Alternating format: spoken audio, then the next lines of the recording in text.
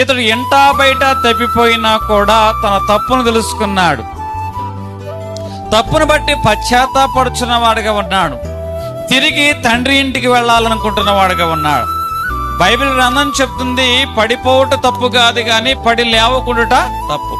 పాపములో స్వతహాగా అందరూ పడిపోతారు, కానీ పాపంలోనే ఉండాలనుకుంటాం తప్పటండి.